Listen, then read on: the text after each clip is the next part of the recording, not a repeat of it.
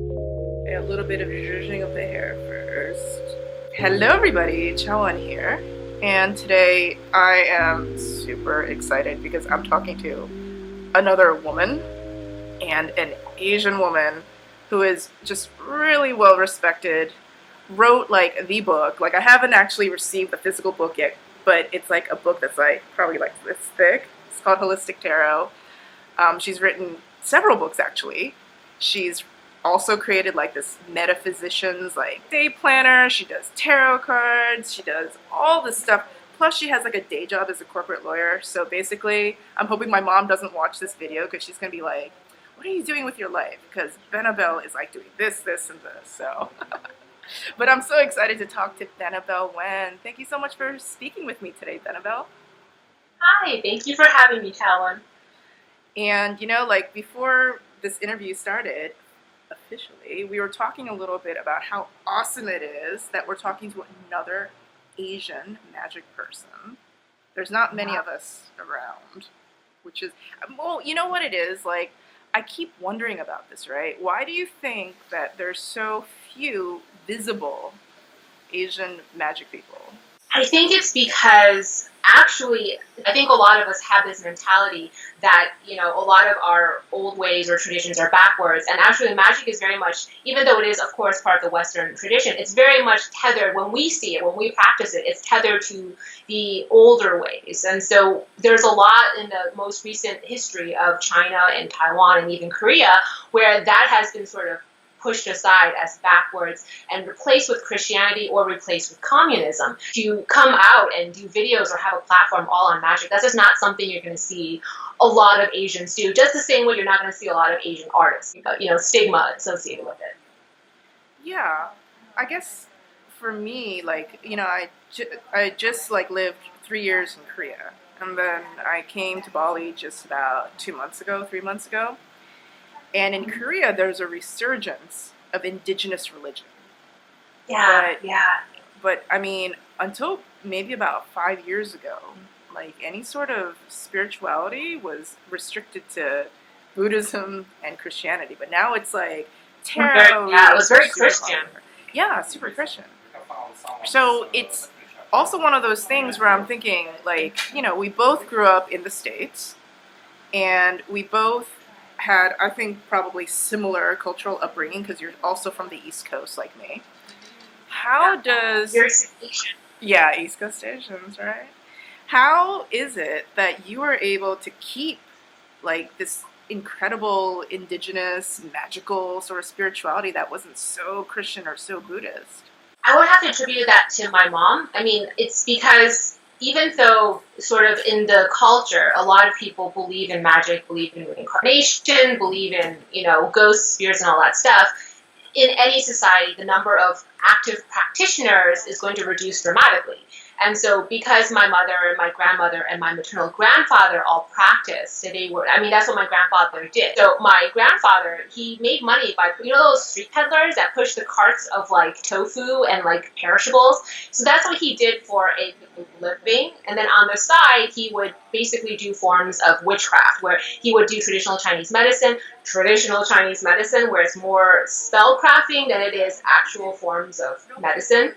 And he do a lot of sigil crafting and exorcisms and also shamanic journeying as a form of healthcare and form of psychological care for the people who couldn't afford actual healthcare. So because that's part of my family, matriarch and the patriarch, all my aunts and uncles, all my cousins, it's always been in the family. So I never ever saw it as occultism or esotericism. It was just part of my upbringing.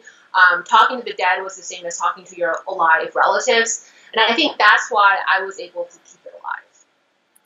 You know what? Like a lot of Asian families, I mean, yeah, on the surface they may be Christian, but they're different than like the Joneses who live next door who go to like a similar church, right? Asian people, there's like I want to almost say like, not exactly superstition, but there's a magical aspect of our daily lives that we just take for granted because, it's just part of our thousands of years of culture, right? Like, just being like, oh, in Korean culture, dreams are really important. Like when people have dreams that seem prophetic, it's taken super seriously, right? It's things like that. You mentioned that your family is from southern Taiwan. Communism never entered Taiwan, and then when you look in even Taiwan, there was Japanese imperialism, Portuguese imperialism, but then when you get to the rural parts of southern Taiwan, where they retained a lot of that old tradition because they didn't have a lot of the exposure to the outside world. So I think that was a huge part of it. You actually wrote a book about this, right, Matt? Yeah, the Tao of Craft. So I wrote a book on food talismans and forms of Eastern sigil crafting. Maybe one of the ways that I found you was I was looking up just Asian magic that was like written in English, and I think your book may be one of the few books written by an Asian person about Asian magic in English. Most of the books about Asian magic are actually written by white dudes, you know? So I think that's why I was stunned that I was just like, holy crap, Benebell Wen. Wen sounds Asian. And then I looked you up and I was like, oh my god, she's like a young chick. I didn't want to write it. The second book, so the reason I started writing the manuscript was to leave a legacy for those that came after me within the family. Because I learned that a lot of what came before me was all oral tradition. And it was never written down, primarily because nobody was literate. Because they didn't come from a high place of education, a lot of it was maths and like, oh, you just do this because you have to do it that way. There were never any explanations. And so what I wanted to do was the academic research behind the magic and try to link it to a history in dynastic China, imperial China, to the alchemists of imperial China, and see where that lineage comes from. And that's what my book was all about, linking what my parents sort of, like down-home, street-level peddler magic, how that connects to a greater history in China. And so I felt like I really needed to write down all of these things before I lost the previous generation. Because I lost my grandmother's generation without writing anything down. So that's gone. That's just done. And so I was like, well, I really need to start writing things down before I lose everything. And then it just eventually became a book. I didn't want to publish it, but the reason I published it was exactly because there are no Asian females writing on this topic. I mean, I don't want to say none, but that was one of the primary motivators for me to actually publish it. So what's one of the things that you learned while doing the research where you were just like, so that's why Grandpa did it that way, or oh my god, now that makes sense? I guess so. One of them was a lot of, I guess, for example, calling the quarters. So what they always did was the north, south, east, and west had to have certain deities, and so north was Beidi, east was Dongwang, just different deities for the different directions. And I kind of just thought they made it up because I didn't or maybe it was just my mom and dad or my family that did it. I didn't know it was like a bigger thing. And so doing the history and learning that the four directional deities comes from folk China, like Daoism, and how it goes way, way back to at least the Han Dynasty. So I think that a lot of my audience, they maybe have heard of the word Dao or Daoist for the first time today. So I'm sure they could Wikipedia it, but what is Daoism? Oh, man. I know, right? That's why I'm asking you, because they're probably going to be like, what the fuck? This is just so overwhelming. So what I find interesting is Western perceptions of Daoism is very much rooted in philosophy. Being Eastern artifacts back to the West, they were most often Christian missionaries. And so they would keep the parts that made a lot of sense to them or that they really liked, but the parts that got a little bit too cray-cray for them, they would kind of just leave out. And so, for example, the I Ching, when the I Ching was brought to the West, it was brought as philosophy. And they kind of left out the whole occult, magic, divination, sigil crafting part of the I Ching. And so Daoism has sort of become this binary of exoteric Daoism, which is a philosophy about how to live a life that's more organic, that's more sort of in the flow with nature and in flow with natural forms. And there's esoteric Daoism, which is how to manipulate nature and use the energies of nature and spirit realms to recreate your own reality. So that part gets conveniently left out when Taoism travels from east to west. But because I was raised with the Daoism from the East, for me, my perspective of Daoism was always that it was magic. And it wasn't until I learned social studies in school that I realized Daoism was, you know what I'm saying? Like, I didn't know Daoism was a philosophy till I learned it in school in America, in the United States. My definition of Daoism is that there is this alignment of human energy, my qi energy, shen energy, which is like spirit, like an energy or plane of a realm of spirit bodies, and then something beneath. And then it's just about how to work with it, either in submission to it so your life is easier, or how to control it so you can recreate things in your own life. So that's Daoism to me. I'm so glad that you brought that up, because I think that people in the West, they love to take what in the East, like, we see as being magical traditions or even sort of godly traditions. Like, most people in the West don't realize, but Buddhism, there's a lot of gods there. There's a lot of demons and lots of gods. You go to any like Buddhist temple in Asia, you see statues of like scary looking demons and stuff. The thing is that, I mean, one of the most renowned atheist thinkers in the West, Sam Harris, he's all about Buddhism, right? It's sort of like, Sam, do you know? Buddhism is all about them spirits. So yeah, they just conveniently take out all the spirits. And then it's just left with the philosophy about emptying your mind, just be still, be zen, all that. That's not how it works in Asia. Yeah, it's interesting because so I always see it. That's why I like using the term exoteric and esoteric, because it's not that it's not the philosophy and emptying your mind and but it's just that it's more than that. It's that plus, you know what I mean? And so I think that's what often gets lost in translation. It's not that I'm not saying, oh, it's mutually exclusive or it's not, Buddhism is not that. Buddhism is absolutely that. But they just convene, like you said, they just leave out the parts that don't make sense to them, and they cherry pick the parts that they like. Maybe this is what you mean by, like, when you grow up in that culture, it's like you don't need to ask for like specific, like, you kind of know like how things are supposed to taste, or when things, they just seem right. Like when you grow up in Asian culture, there's like movies that you watch or TV shows that you watch. You know, like I remember when I was young, I watched that, there was this like kids TV show about Sonogong, and I don't know what he's called in Chinese, but it's like the Monkey King, right? Yeah, And it's like things like that, like in your formative years, you know. And I remember watching like kung fu films that weren't shown in America, because you know these were like from Hong Kong and stuff, like the millions of kung fu flicks that they had then. And it's just like all these things that as you're growing up, it's like, oh yeah, of course, you know, like long time ago they used to be able to fly through the air. Like, you know, there's like those movies where you have like the palanquins. It's like they're not going on land, right? They're actually going through air. And right. It was just taken for granted, like, that's long time ago they used to be able to do that. Like, you know, you were able to, like, work up your chi or whatever, and you were able to, like, travel that way.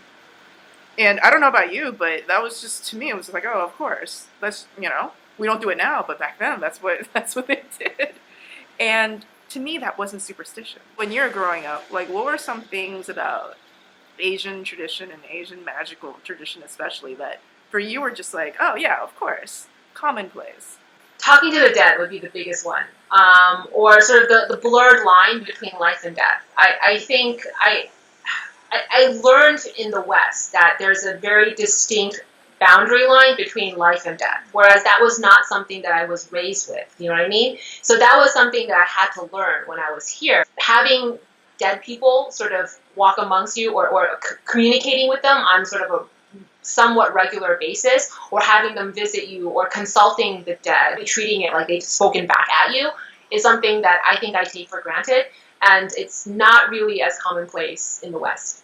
You bring up ancestor veneration, and that's a huge thing, especially in any Confucian culture, right? Chinese or Korean culture. What sort of experience do you have in terms of ancestor veneration? I think for me, it's just, okay, so every home should have a nexus point, like an ancestor altar, a nexus point where your ancestors can come in.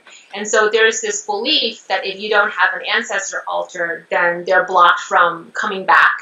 The part of their soul cannot come back and see their forebear, like their children or their great-great-grandchildren. So you need to have a kind of altar in your house, a bridge between the different worlds, so that they can always come back. And then because the altar is set in a very specific way, usually there's a picture of a Buddha, or there's deities on the altar itself, and part of that is a form of shielding, so that only the ancestors can come back.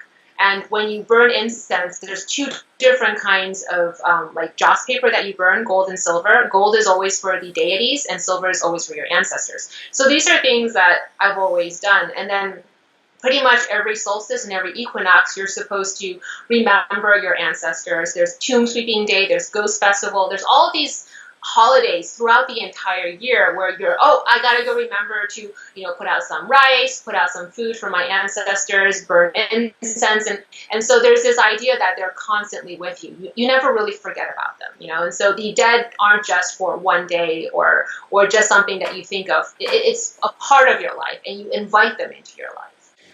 I totally get where you're coming from, because, Okay. like in Korea, there's actually 2 holidays. They're like national holidays. And one of them is Chinese New Year, and the other one is like Seollal, which is kind of like Korean Thanksgiving. And during those days, we're talking millions of Koreans on the same day. They're talking to their ancestors, and it's just like part of the thing, like you create all this food, and then you just put up like the names of your ancestors, and then, you ask your ancestors to help you with the new year, or you ask them, to bless the food or whatever. And it's like, that's just a natural part of life. And I almost feel as though people, they do it not because they necessarily believe in it, but because that's just the way it's been done for generations. You know what I mean? Which makes me wonder, what do you think about magic as a technology versus a belief? Like, I'm a big proponent of, you don't have to necessarily believe in it for it to work. Every form of hard science, every form of physical science we have today, its forebear is in magic, alchemy, astrology, whatever have you. It's always in magic. You need to have that intuitive mind in magic in order for you to, plus analysis and education to then transform it into science, And so even Isaac Newton was like a crazy occultist, And so you see a lot of that mixed together. I see that reason for having faith is more the placebo effect. So, and I don't discount. So when people say placebo effect, they think it's like this dirty word, right?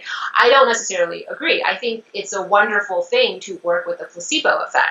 But the faith and the belief system comes in when you're activating the placebo. But when you're using magic as a technology, I don't think you need to believe, or you can cast curse or a hex, and the person doesn't even have to know that has happened. It still happens because you're moving unseen energy in a way that's almost scientific. My story is that up until about 2 years ago, I was like a hardcore material science atheist, like hardcore atheist, right?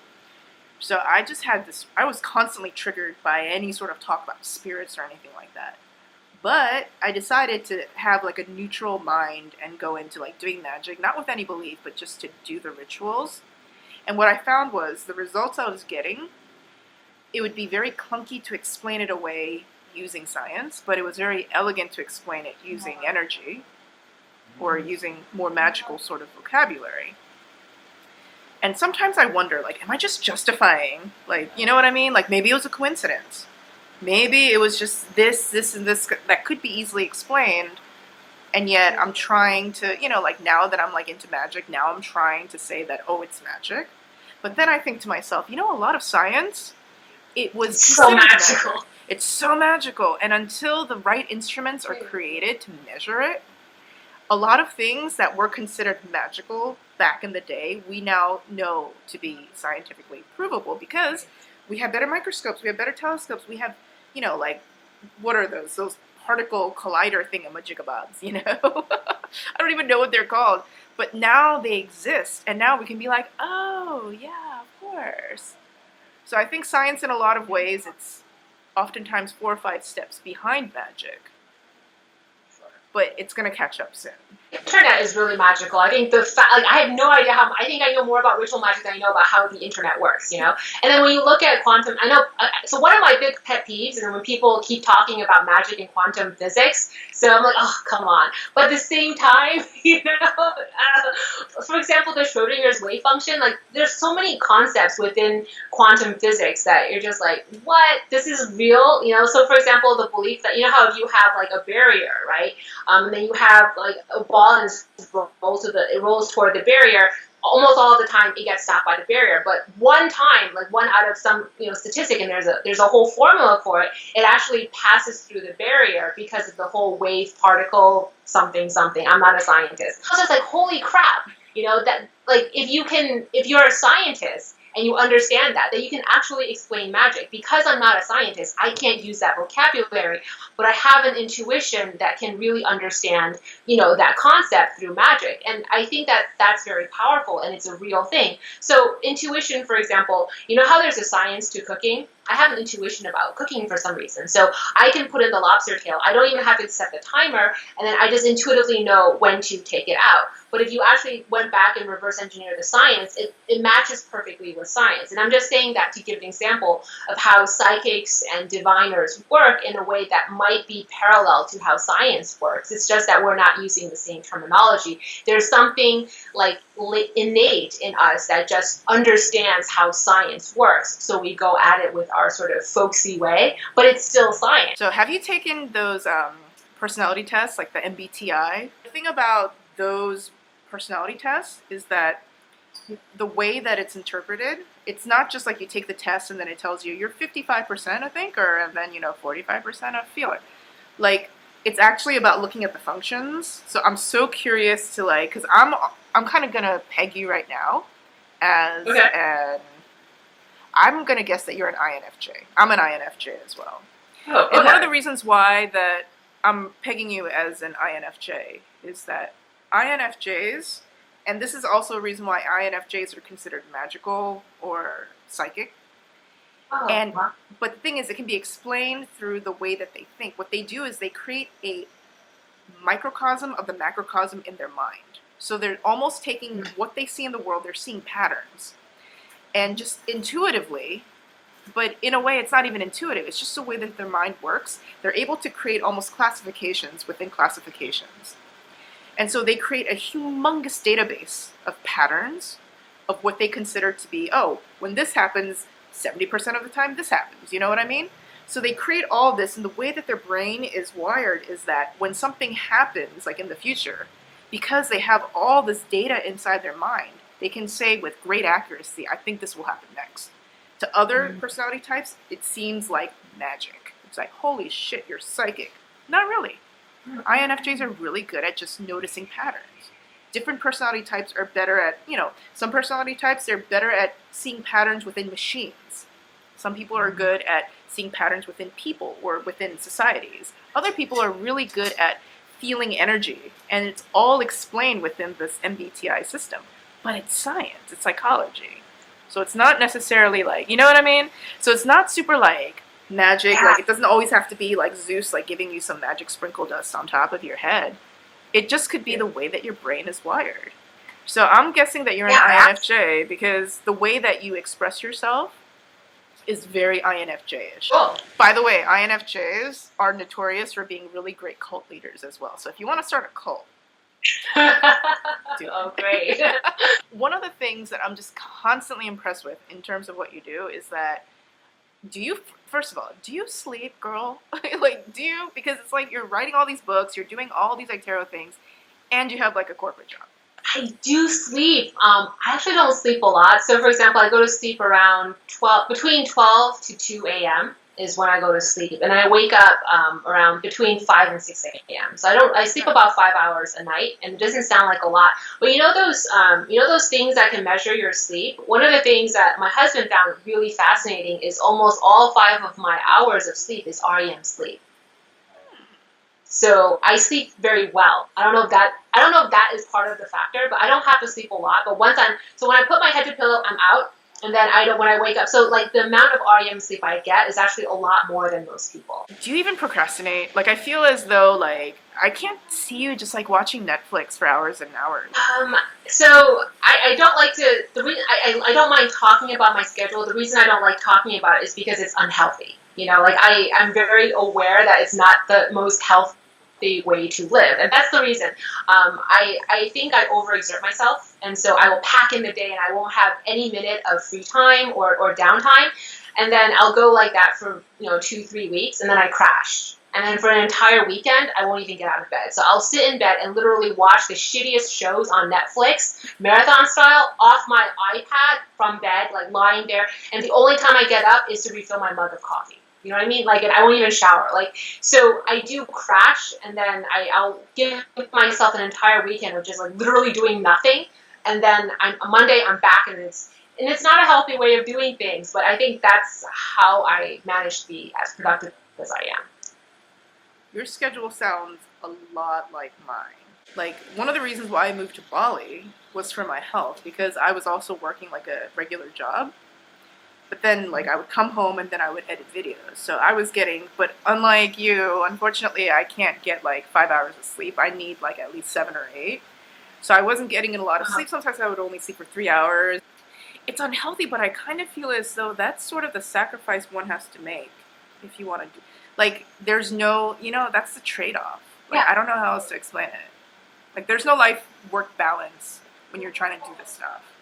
I created a tarot deck, and one of the cards is the Six of Wands. You know how it's always this victory, happy card? It's always considered a very happy card. And so in mine, it is a happy card, but one of the wands, the one with the victory leaf, is stabbed into her leg, and she's bleeding from the leg.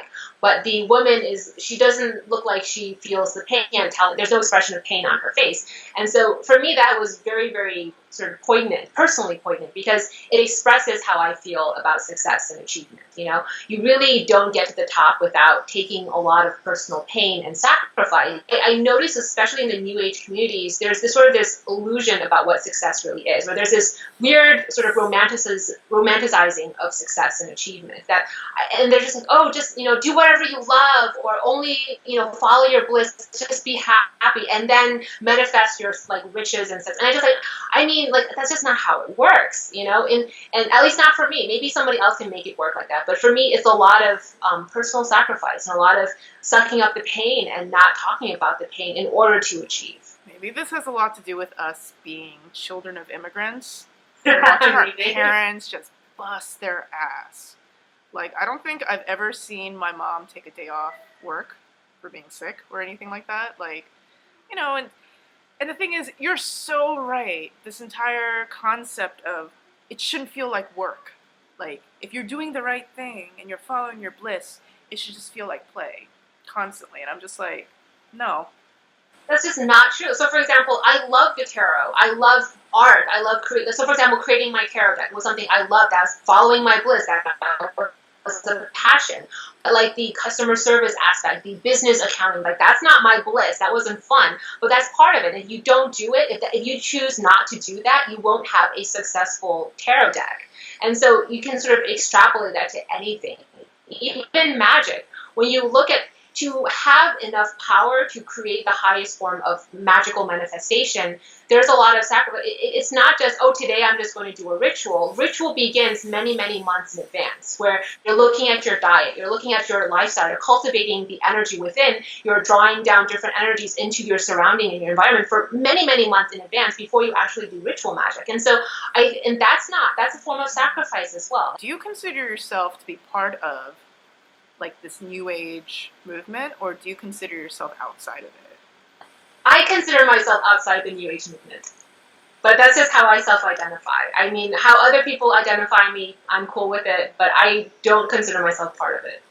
I just don't resonate with it. I just find that all of the people who have everything that I study or see or observe about what is the new age, it's not in line with how I practice or how I view these esoteric concepts, And so I feel like, for example, like chakras, let's just take a simple chakras or auras or even the tarot. I feel like they skim off the top and then they run with that, and then they sort of ignore all the things below and all of the depth of all of these different practices. And so that's why I don't think I resonate with it. Side note, so I think Phil Hine, he wrote a book recently about chakras, and, I follow the work of Dr. Hareesh Wallis, who is a Sanskrit scholar, and he's translating tons of stuff, like actual, source material. Guys, the chakras, they were actually places to put in gods. It wasn't just like, oh, it's like red and sparkly and it just like spins. No. It was for gods. So let's just get that straight. And again, like what you were mentioning, you just conveniently take out the things that don't resonate so well with maybe the Western ideas of what Eastern esoteric thought should be, which is sometimes you just gotta put in the spirits. Yeah, there's the energy, Qigong, acupressure, acupuncture. So they're sort of all sort of in the same family of the concept of chakras. And so there isn't just the meridian, the vertical meridian is sort of it's kind of like your backbone, right? It's sort of the main grid system, and then there's all of these other other points linked back to the main meridian. And so it is energy, and it is sort of that, fun stuff. But then it is, like you said, if you look at the language, there's this idea of working with the chakra system to add a form of divinity to enhance or transcend your current consciousness. So yeah, there is sort of the, again, esoteric versus exoteric side of chakra systems. Let's first talk about your tarot deck. It was a runaway success. Like, it sold out like that. And I think you're doing a second print of it, right? Or was it that you were going to revise it? Yeah. So tell me a little bit about this tarot deck that currently is just like completely sold out. I think everybody who does tarot secretly fantasizes about creating a tarot deck, but it's always just been a fantasy. It's not something I ever took seriously. And in fact, it actually started in social media, which is so hilarious because it's so serious to me, and it is very much an occult practice and very religious and spiritual. But I can't deny that it started as a tweet. I tweeted, I was like, oh, look, I'm going to create a tarot deck. And then the next day I was like, why not? Why don't I do it? And then so I was like, okay, you know what? I'm not going to do it for other people. This is just a tarot deck for me. I'm going to draw, it's going to be a hand-drawn tarot deck, kind of like sigil magic, where I will have my own tarot, literally my own tarot deck of 78 original line drawings, and I can use this deck. And so when I said it was just for me and not for publication, it really took away all of that anxiety and insecurity. Do you know what I'm saying? So what had stopped me from ever creating a tarot deck before was because I was like, oh, I have nothing to contribute. Who am I to create a tarot? I'm not even an artist, and so that always inhibited me. When I said, okay, this is just for me, the inhibition was gone because it doesn't matter what it looks like if it's just for me. And then after I finished it, it took me about 38 days to finish all of the cards. And then I just did the research to figure out how to self-publish it. And then I self-published it. And then 7 days later, it was sold out. So it all happened within 6 months. I created my first line drawing for the tarot deck to shipping out the last deck and delivering it to the last customer within a span of 6 months. And guys, I just want to impress upon you that this is a woman who has written one of the definitive books about tarot. Plus, if you've seen her blog and seen the drawings that she does, I mean, your skills in drawing are super legit.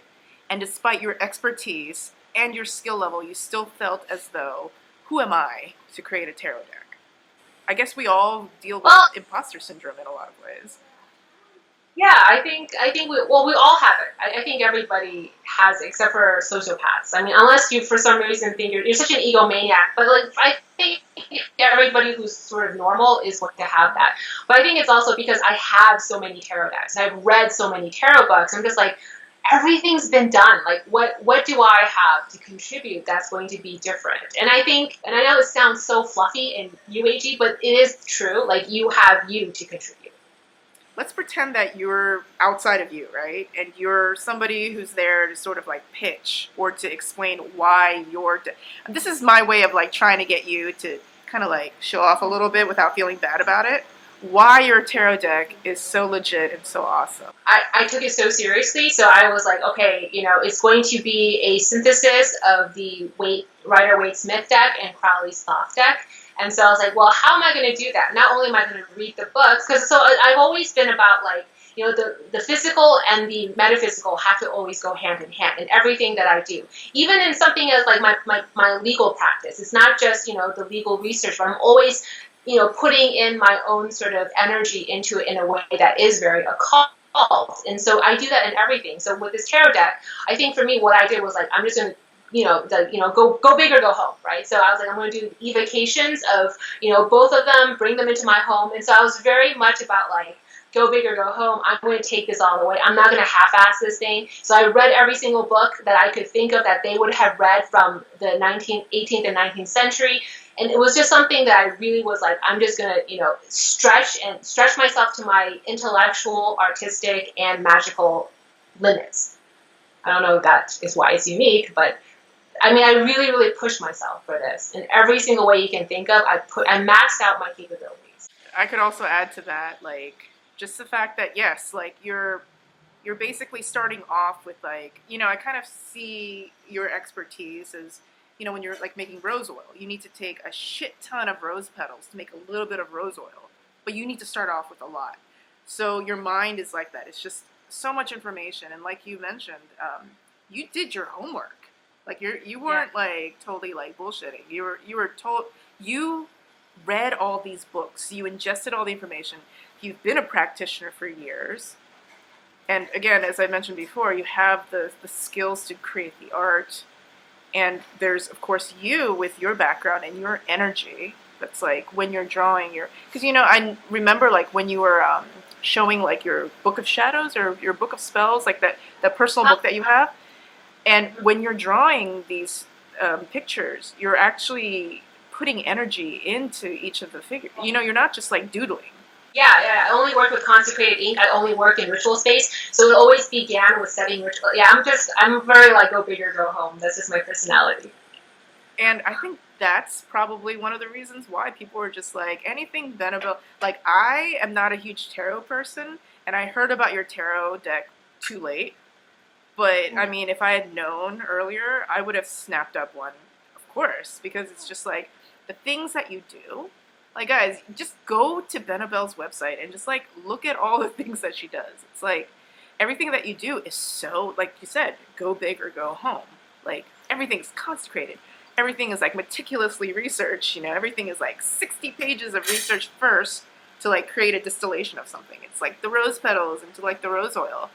So I could think of a million reasons why, like, this tarot deck that you created, it would sell out so quickly, and I'm a little bit bummed that I wasn't able to get, like, a copy, but it's great to hear that there's going to be a second run. Do you know when that's going to happen? I'm working on some of the redesigns right now. There's, again, it's, go big or go home. It's the same deck, but energetically there's a lot of different things that need to go into it, and so I would say sometime in the first or second quarter of 2019. Was there any magic that you were doing to help the process? So what's interesting is I had to do it a very specific way. So I have this theory about creation, the origin story, how energy was created. And so the way I drew each card followed that. So it was, the majors because that's the primordial energy. Then it was, the aces, twos, threes, and then it's fours because 4 is when the spirit realm materializes into an earthly realm, and so I skip all the way to 4. So there's this idea of like how I did it was very, very methodical. I don't know if that's magical though, but it had to follow a form of magical theory. So everything had to follow theory. Everything had to be very methodical.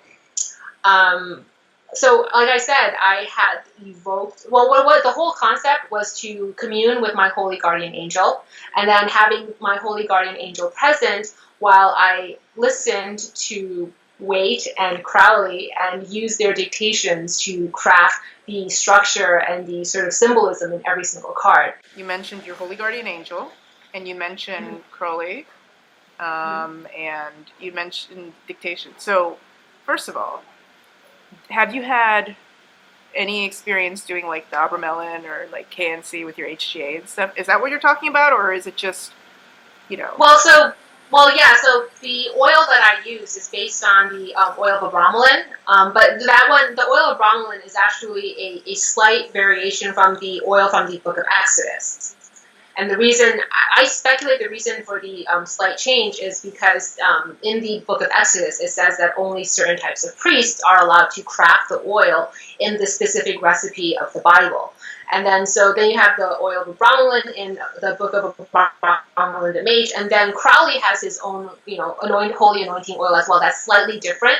So I did all of the research all the way back, and then I worked with the oil of Abramelin. But then what I did was I did biblical research, and there's this idea of what is sweet calamus. The way they translated between the Latin Vulgate to English, sweet calamus is usually this form of root, but the root itself doesn't smell very good, and it smells so awful compared to, the other three. And it doesn't actually fit fire, water, air, and earth, because there's four resins that go into it. There are 4 different types of herbs that go into it. So they would follow fire, water, air, and earth, and then the magic you create is a spirit. So sweet calamus doesn't really fit in as well as lemongrass. And so a lot of Bibler said that the calamus is actually the translation to lemongrass, and so I use lemongrass. And so there's a lot of the little things that I researched into in order to craft the deck. So I use the oil to create this sacred space. I anoint myself, and then I do a lot of sort of personal grounding before. I have to put myself in a certain meditative state before I start. And then that's where the oil comes in. And then the incense is always burned. And that's also from what I read in from the book of Exodus as well. And so I do use some of the grimoires, like the Abramelin grimoire, but I kind of want to know where they got that. And it's always from the Bible. It always goes back to the Bible. And so I wanted to I did a lot of reading, and I also looked into Persian magic, because where did a lot of the concepts of guardian angels came from? That actually came from the Fravashi in Persian magic, and it came from Zoroastrianism. So then I had to read Zoroastrianism and read all about Zoroaster to get a sense of the origins of this concept of the guardian angel. I've always been collecting rose petals for the last, 3 decades of my life, and then it was the last 6 months I was like, hey, maybe I should make rose oil, otto rose oil, because I think that there's rose otto and then there's some other kind of oil, right? So this is rose otto. So let me make rose otto oil out of everything I've been reading for the past, 3 decades of my life. So, yeah. And the tarot deck is sort of that, right? It's all that knowledge. Rose oil. It's the rose oil, and it's made into that physical form.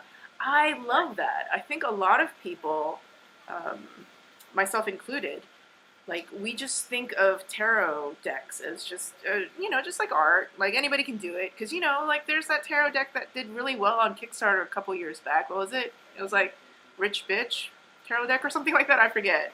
Or some sort of, and it's sort of like the deck that you give to the girl who's going to Coachella. That's just what it is. And it did really well. And so I always thought, oh, people are collecting tarot decks because the artwork is cool and it looks like super cute, like on your coffee table. But I never really thought of it as something more magical than that. So when you're telling me about all the thought and all the magic and all the occult knowledge and expertise that went into your deck, I mean, I think that's one of the reasons why, like, instantly, like, when I heard about it and I was so bummed that I couldn't get it, I was just like, I want to get this deck from Benebell, because everything about your blog, your YouTube channel, your books, everything like that, it just shows, like, 6,000 pages of, like, just, like, knowing about the occult, like, distilled into that thing. Like, you also have a YouTube channel. That's something that people may not realize. Yeah, I mean, it's a shitty YouTube channel. It's not that big. But I mean, yeah, like literally, I do have a YouTube channel. I wouldn't exactly like go around bragging about it. Okay, guys, her YouTube channel is super cute. Like, she actually wears like these like fairy wings, and she has like a Sailor Moon sort of like. Hi, I'm Benebell, but you can call me Belle. This is one episode in my Tinkering Bell series. In the Tinkering Bell series, I showcase my metaphysical and esoteric tinkerings, a practicum based on my particular idiosyncrasies in the craft. I love it. I love it. It's so cute. I was just like, oh my god, I wish that I had thought of doing that too. Like, sometimes I'm just like, maybe I should like put on cat ears and something, and if I do, it'd be totally inspired by your channel. And what I like about your YouTube channel is that it's like you giving like a really like, and it appeals to sort of like that former atheist, like, give me the evidence, give me not just your opinion, support your opinion, right? And that's what you're doing. You're supporting your opinions about the occult and about cultural issues surrounding the occult, and going on like very detailed, like substantial, I would say sometimes like rants, which I totally like am all about. And one of the things that you've talked about is like this issue of inclusiveness, cultural appropriation, and also just what it means when you're not like a white person in the occult world. And that's a topic that's very important for, I think, us to talk about, because not many Asian occultists, right, like visible ones right now. Tell me a little bit about your experiences being an Asian person in the occult space and why you talk so much about it. So when I wrote Holistic Tarot, and when I first started all this stuff, I had no intention on sort of bringing in any of my own views on social justice or even making that fact that I'm Asian a factor. Like, it became a factor because other people made it a factor. I never, you know what I mean? Like, it sounds so innocent and stupid, but it is kind of like that. Like, I'm just like, oh, tarot, tarot, tarot. And then, like, when I'm an Asian American social activist, I'm not talking about the tarot. It's like a very political platform, right? And so I saw the two as very separate because this is my time away from the political limelight to really talk about something that's just really interesting to me, which is the tarot, which has nothing to do with my culture.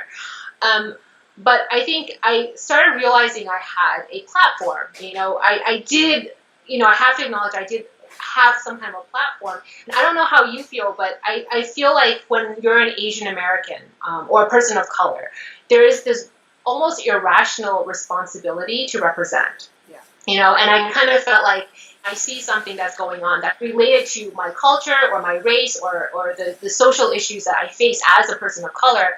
Why wouldn't I use that platform to speak up? And if I don't use that platform to say what I see, to speak up, then what am I worth? What's the point in having that platform? And so that's really what drove me to talk about some of the hard-hitting issues like, social justice issues and also cultural appropriation issues and being a POC. And also even like how even though I have very nuanced opinions on cultural appropriation, like how Reiki, manifests, or how chakra, like how Eastern concepts of esotericism manifest in the New Age West.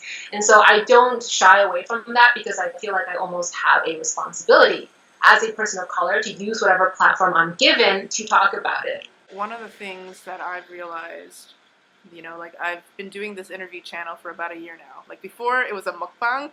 So I was like doing like food shows, But as I've been doing this, one of the things that I realized was that just being a woman in the occult space, that in itself is, that's pretty intense.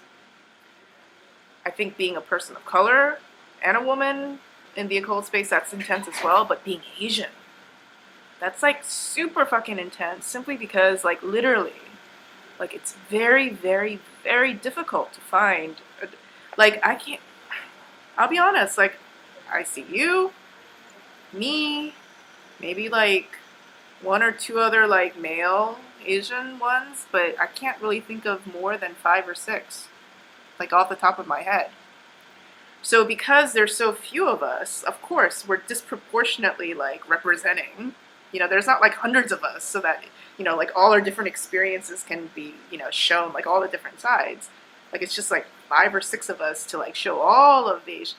And, there's Asian occultists in Asia, but they don't speak English like we do. So there's that as well. Or maybe they didn't grow up in the Western world. So, like, again, we're, like, trying to, like, be the bridge here. One of the things that you talk about a lot is oftentimes how the occult space is not welcoming to Asian people, even though, like, they say that they are, but they're not. Can you talk a little bit more about that? It's really funny that, like, for example, at PantheaCon, one of the things I haven't talked about before was, like, somebody just was giving me an unsolicited psychic reading. Like, I didn't even ask for it. I was just sitting there minding my own business, and then this white woman came up to me and just was like, your ancestors are talking to me, and they're telling me to tell you that you like tea. Or so something about tea, right? Like, I'm like, okay, that seems, like, just weird, like, kind of like weirdly stereotypical stuff. Or like they'll be like, oh, I can tell you're a very powerful sorceress because you have the power of your, like, just dumb shit that like kind of like harkens back to my race and my culture, that I'm just like, this is so bizarre, right? Like, even if, like, giving you the benefit of the doubt, like, even if, let's say, for real, if my ancestor came through to you for some reason and not me, even though they don't speak English, so I don't know why they'd go to you, and not, like, some other bilingual in the room, but whatever, let's say that really happened, I feel like tea would be the last thing that they want to mention. Things like that I always find very interesting, or they'll be like for example, tarot, right? People will want to talk about how I'm Asian, but I'm like, no, let's just talk about the deck, or let's just talk about the major, like, they want to kind of like bring in my cultural background, but like the intention is good, but the result is that it makes me feel like an outsider. right? Because it feels like, oh, you're not actually pagan. You're just bringing in this really exotic thing that you can teach us for 30 minutes, and then we can integrate your exotic thing into our pagan practice, and then goodbye. And so I've never felt like I was part of the pagan community, just a visitor to come in to give my expert opinion on something super, super Asian, and then I'm supposed to leave. And then they can take that really Asian thing and run with it and mix it with Wicca. So that's always how I kind of felt about my membership or my relationship with the pagan community. I call it the Gwenyth paltrow spirituality effect. Like how it's sort of like the well-meaning white girl who's like looking for herself, trying to have a eat, love, pray moment, and so she like needs to go to Asia, or she needs to go to South America to get that. She can't get it she can't just go to I don't know, Paris. Yeah, maybe she does, but she doesn't do it for spirituality. She goes to Paris to eat baguettes and buy shoes.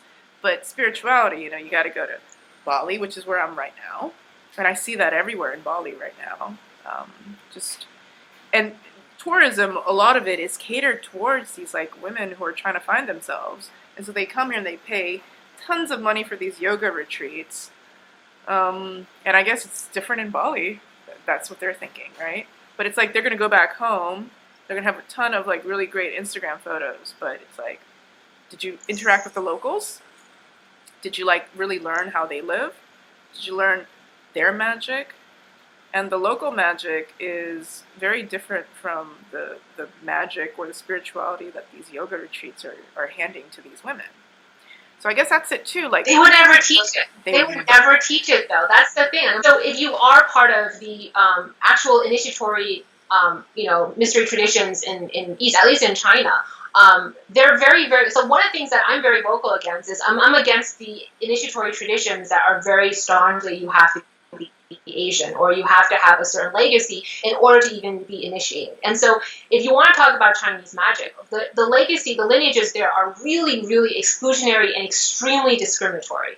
And then what they do is they have this sort of they cut out this little cookie cutter thing that they put out for tourism, for spiritual tourism, and those a lot of the sort of Westerners are invited to, and they learn sort of the bits and pieces of the trinkets, and they use that to make money, and that's very, very much a form of commercialism for these magical traditions. But there's this huge line that they would never ever teach, because these magical traditions are extremely discriminatory, and I hate that. But anyway, yeah, sorry. I just want to. It was a rant. I just had to go off on a rant. I wonder though if that's also a way to protect the tradition from, I guess, subconscious shadowy imperialism. I think a lot of people who are not Asian, who are learning these magic traditions, they don't even realize they're coming in with the best intentions, but that imperialistic thinking is deep. That's generations, right? And it's just in Bali, foreigners can't buy land in Bali. They can't own businesses in Bali. They need a Balinese person to put that business under. And then I think after a certain amount of years, I don't know, 50 years or something, the land reverts back to the Balinese. This is a way to keep, I guess, foreign interests from coming in and taking over the culture and taking over the land.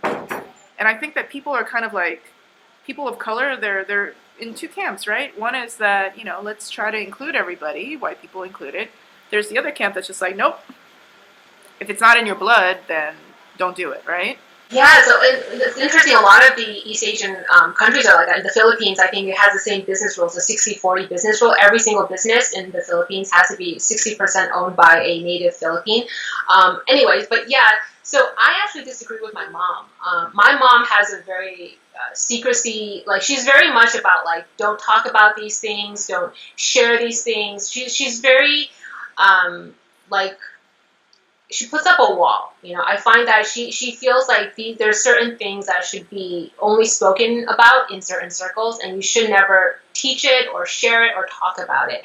Whereas I guess I don't have that attitude. I have a very sort of share and try to put it, there should be no occult, as in hidden, as in concealed when I say occult. You should put everything out there and let people, sort of, either they will latch onto it or they won't latch onto it. But you should never intentionally hide anything.